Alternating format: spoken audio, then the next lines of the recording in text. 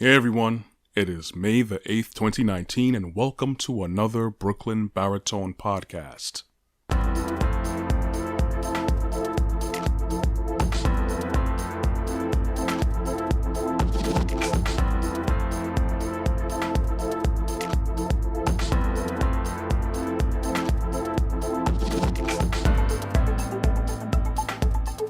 Okay, welcome, and if this is your returning time, welcome back. I appreciate you taking the time to come listen to what I have to say.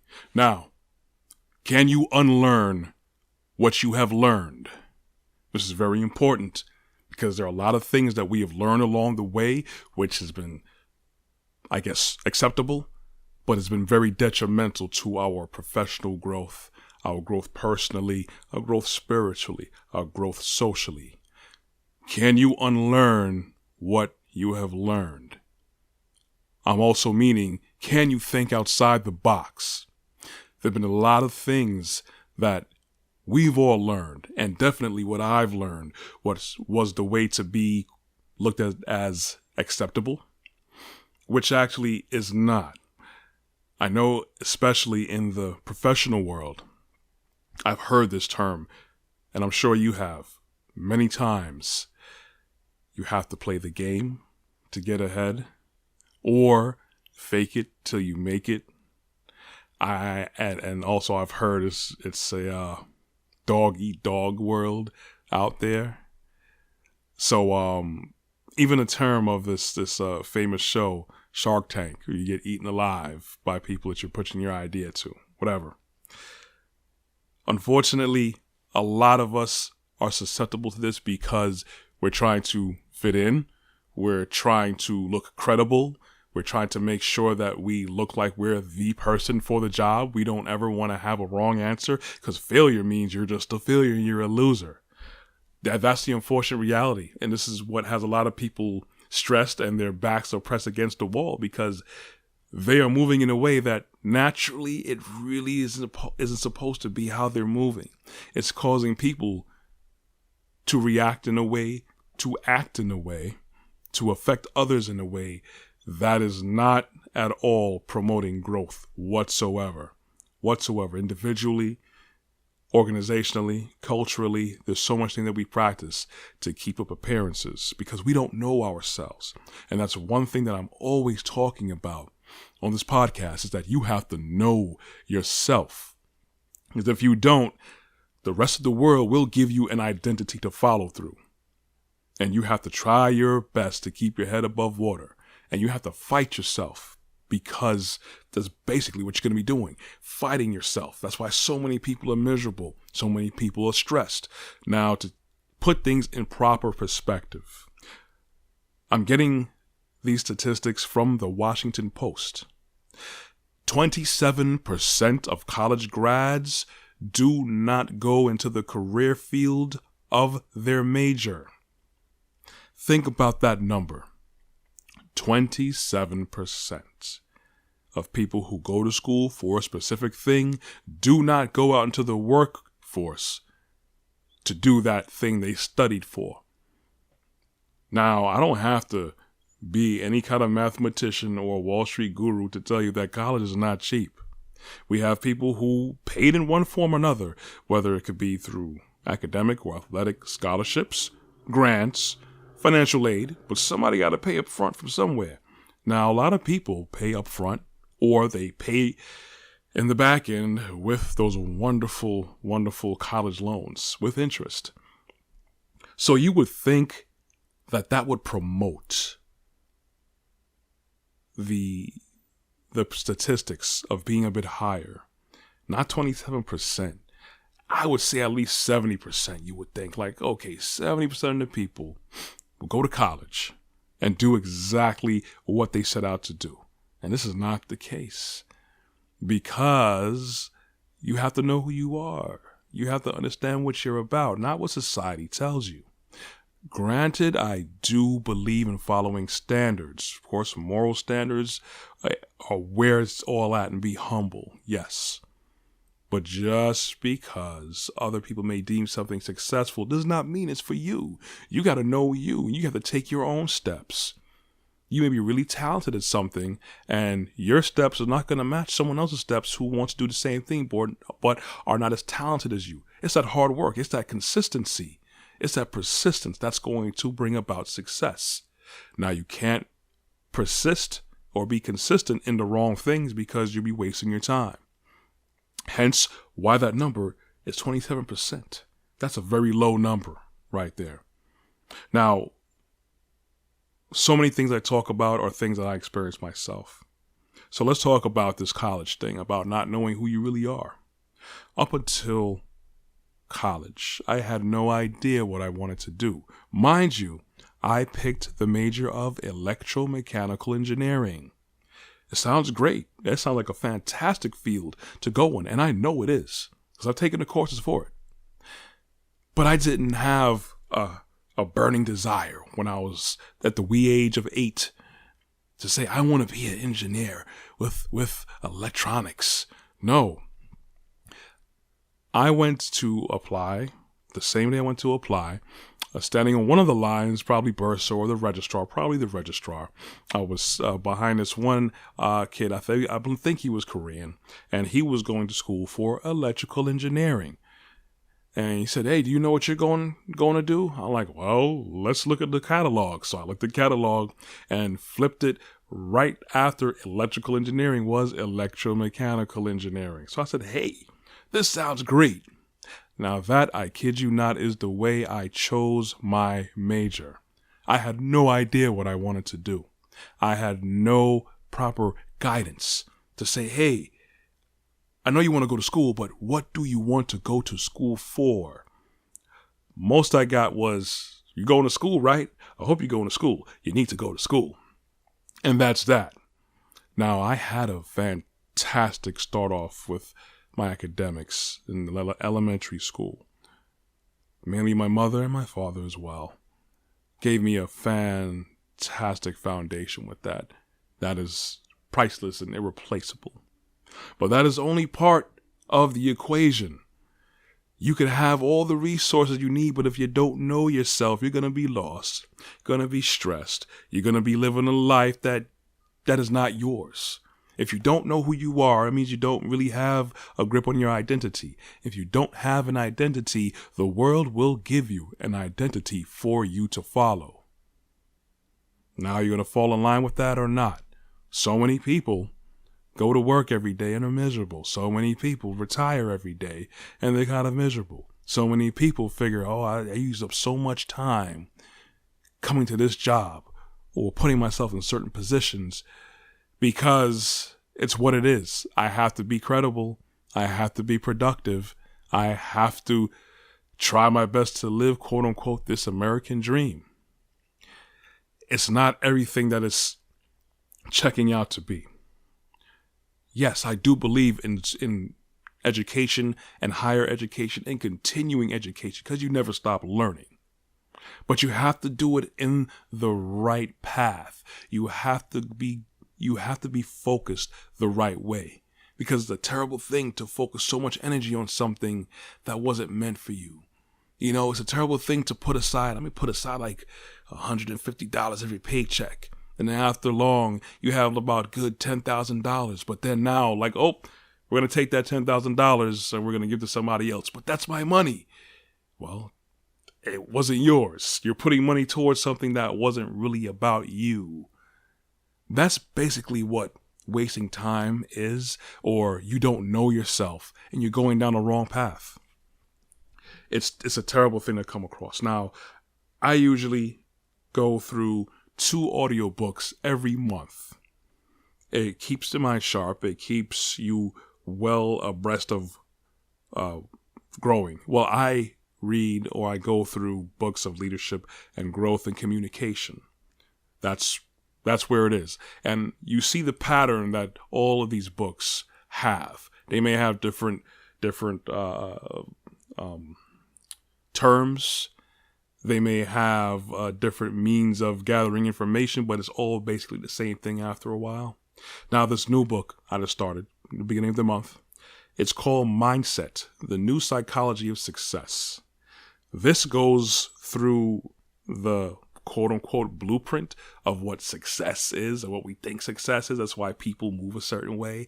That's why people don't want to have a wrong answer. That's why people feel they have the need to keep up appearances so they look like they're the right person for the job, yada, yada, yada. And they throw people under the bus, unfortunately. And we all know that.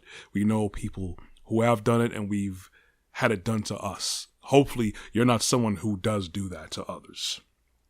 But what this book highlights is just the fact that, no, what we pressure people into thinking is success, they call this, in this book here, a fixed mindset. And a growth mindset is like, I see every experience as a learning experience. What you will call a failure and people would shun you for it, or you get frowned upon for it, people with a growth mindset would say, this is an opportunity to grow. And that's exactly what it is. You have to look outside the box. Again, I do believe in educating yourself, because no one person knows everything. And even you could be the most revered expert with accolades and accolades upon accolades. And you could come across someone, an unknown person, that's going to know something about your industry or your field or your talent that you had no idea about. Take this for instance. This book highlighted how Muhammad Ali, Cassius Clay, arguably the greatest of all time in boxing, was not originally looked at seriously to be a successful boxer. Can you imagine that? Mainly because he didn't fit the physical build of what a boxer is. Because he didn't have a certain arm span or reach. He didn't have a certain chest capacity. He didn't have certain movements. He didn't have the certain type of foundations for footwork that was considered, quote unquote, successful as being a boxer. So you wouldn't know this. Maybe if you followed him, if you were blessed enough, or you dug around and you were a boxing aficionado, you would know this.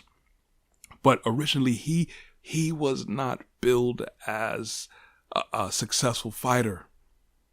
And his first major fight against Sonny Liston was everything. Now everyone uses Muhammad Ali as like a template or at least something to aspire to as a boxer. You know? Now imagine if this man, Muhammad Ali, listened to them and said, you know what, I guess I'll just go sell cars or go to school and be a mathematician. You know, if he was passionate about it, I'm sure he would have been very successful. But he knew what he knew about himself. He didn't allow anyone else to tell him who he was or who he couldn't be. It's some things that you just know. Not saying to be rude, not saying to just be disrespectful, not saying to be rebellious for no reason. That's not what I'm saying. What I'm saying is you have to know yourself, man, because people will come and tell you who you're supposed to be and how you're supposed to talk and how you're supposed to move. You can't have other people giving you your identity because you're selling yourself short. You can't just be a regular blueprint follower. You understand what I'm saying? Look at me. I went to school, and I do consider going back for engineering, to be honest. I do like the field. But I never knew what I wanted to do. I never got guidance. I was following family and society. You need to go to school because somehow, for some reason, when you go to college, you're automatically going to magically fall into a proper job that's going to pay you, and you just keep getting your wealth like that, and the end. At the end of the rainbow, at the end of your professional life, you retire, you have a nice little, quote unquote nest egg, or, you have a nice vacation home somewhere where you're sitting in a hammock with a glass full of lemonade and stuff, enjoying the sunset. No, it doesn't work out like that, man. You can make it work out like that, but not the way that everyone says it is. for you. You got to know who you are. You know, the fixed mindset is what this book highlight is killing a lot of people. And I'm always constantly talking about growth. You have to know who you are. It's so important. It's the future. You owe the future you that much. Whatever it is that you know that you love to do, like to do, have an interest in doing, or talented, go and do it. You have to unlearn what you have learned. Even though it could be for the proper means, the intent could have been there for being positive and having structure in your life. Well, we do need structure, but you have to know your own blueprint. You got to follow through with exactly what you know is inside of you. Even if it's been beaten into you that you have to have this kind of job and you have to have this kind of education, you have to get past that. Invest in yourself. Time is wasting. Time waits for no one. Time is the most valuable commodity that we have. We have to use it. But we can't allow others to manage or manipulate our time for us. We have to be accountable for us. Of course, from our Creator, we have to be accountable for everything that we do. But we have to learn to be accountable for ourselves, because that's the only way that you're really going to be a proper, upstanding, responsible person that resonates growth, that resonates positive growth, and you could stand strong and firm in those foundations. That will attract people to you and you to other people as well. It's not rocket science, but it's one of the things that we have to break away from. We have to break away from this. If I just didn't even think about thinking I could do a podcast or doing whatever production work, listen to this, just don't do that. That's say that for someone else. Someone else like who? Someone else who's like a genius or something? No way. No. Get out of here. Again, we was talking about Muhammad Ali, and they were about to sell him short, and he arguably hands down is one of the greatest, most respected, revered fighters, boxers ever on this planet here. And society was about to sell him short. And there's plenty of lists of other people who just went their own route as well. There's some that are anomalies, but there are a lot of people like they know they're set. Listen, I know this is what I'm going to go to school for because this is what I have an interest in doing. I love doing it. Boom. They're probably the 27% that actually go through and hammer through, but you have to know yourself and you have to develop that. Okay. Well, I just want to share that with you. Not really going on as long as I usually do, trying to keep it nice and short enough. But if you are interested in the book that I'm talking about, I'm currently reading. I'm not finished with it yet. Again, it's called Mindset: The New Psychology of Success. You could get that on Audible. That's what I use, or probably Kindle maybe, and follow through with that. Read books about leadership and growth. It helps you and it puts things into perspective for you. For me, it put it in perspective. It was more of an affirmation. It was more of like, oh, I knew this stuff already. It's just that it was hard to put everything together, or at least let me know that I'm not that off that some people may have made me think I was in the past in my job. Now I know definitely more. If these guys are making books, writing books successfully, and some of these authors are actually holding seminars, okay? And they are public speakers and they're being paid well for the things that I knew already. So that let me know that this is the way to go. Know who you are. Go after who you are. Build it. Build it and they will come. Anyways, thanks for listening. This is Corey Ashley with another Brooklyn Baritone podcast. Listen out every week for a weekly podcast drop. You will hear from me next time. Stay up, everybody. Be blessed.